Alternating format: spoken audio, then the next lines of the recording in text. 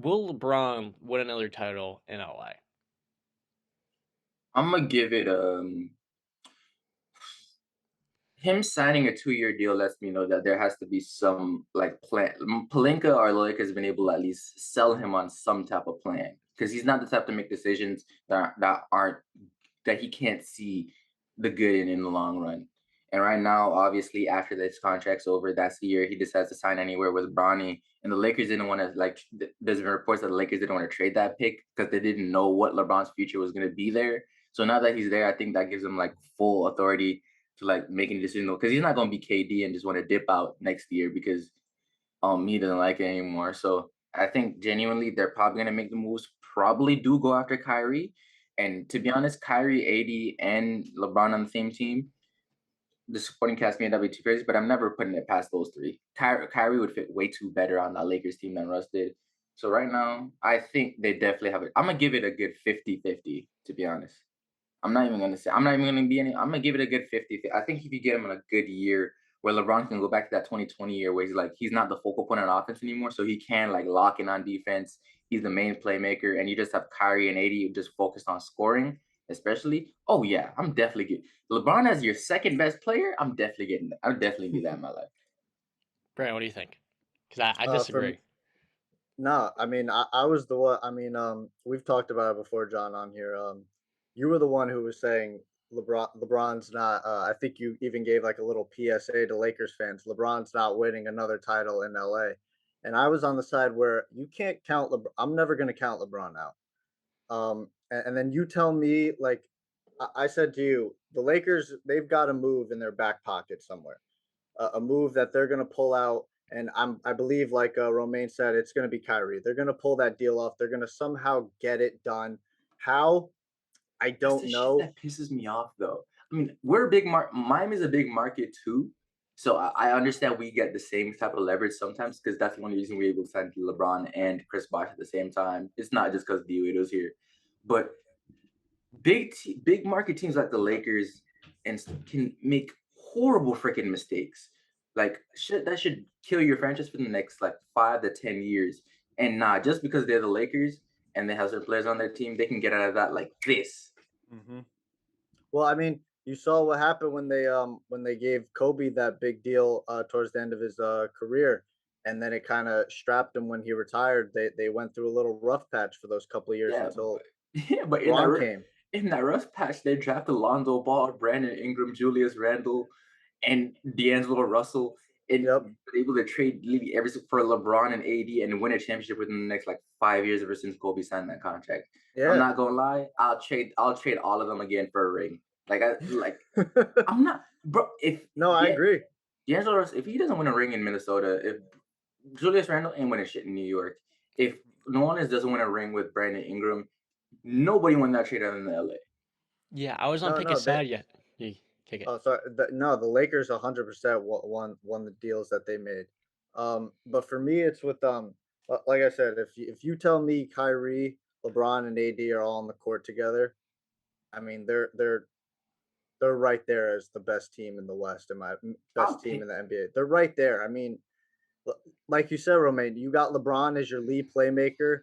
AD and Kyrie are carrying the offensive load, really the scoring part, and then AD playing high level defense.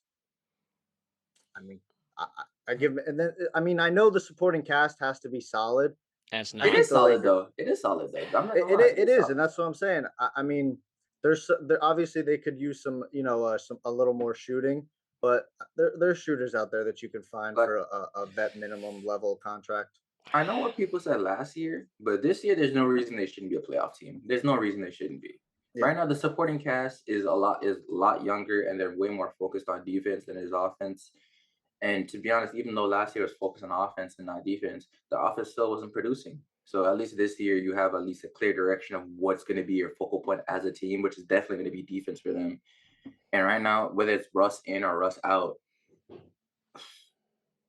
I still expect them to make the playoffs. I don't expect them to get anywhere out the first round if it's Russ. If it's anybody other, if it's Kyrie though, that creates not only way more spacing, but that fast break offense. Kyrie's a way better finisher around the rim. He's a way better 3 level scorer.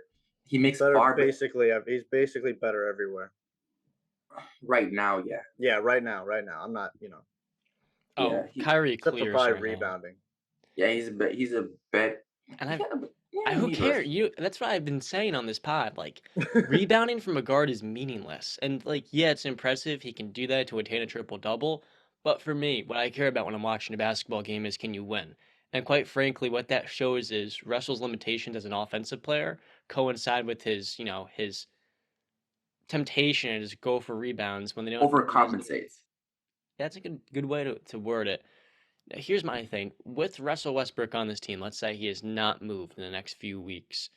I believe they're a 45 win team flat if they can get 55 games from LeBron and 55 from AD. And the reason why is because last year it wasn't just the Russell Westbrook trade that caused them to the playoffs. It was the fact they didn't want to play for Frank Vogel. Now you look at them this year, they get a players coach, a former player that's learned something from each of his stops. And I'm not sure if he was in San Antonio, but then Atlanta with Mike Budenholzer and Milwaukee. And he's well respected. He already has a title coming in. He's younger. And let's just say it how it is. He's one of the toughest dudes, both as a player and as a coach. He's not going to put up with BS. Now, the interesting thing here is, well, he doesn't want to deal with BS. He has the biggest load to handle in the NBA, which is Russell Westbrook if he's on the team. You had those two personalities, and I think Darvin Ham can get the buy-in from almost any player as a rookie head coach. But there's one player, if there's any that would push him to the limit, it would be Russ. Just because through his career, we've never seen him be malleable. He had that one year in Houston where we saw moments of it playing off ball, and he made an impact as a cutter. But outside that season, where it's partially hampered by injury and COVID, we just haven't seen that from Russ, and that is what's the self-limiting factor on this team. Yeah, that's the thing is like he's always the um, ever since I'm gonna give him 26. Ever since 2016, he's been the common denominator of why things don't work. And I'm even part of the group of people that will never ever slander him for getting a triple double because with him, his team's winning and him getting a triple double has always coincided. So I have no problem with that specifically, especially for a guard like him that when he gets the rebound, he's off to the races, and that's like a one man fast break. Or if when you have something like LeBron on your team, that's a 2-on-1 instantly. But like right now, that's you having you having a triple double also means that you're having control of the ball majority of the time on this team. You shouldn't have the ball more than LeBron at any point in the game. Never.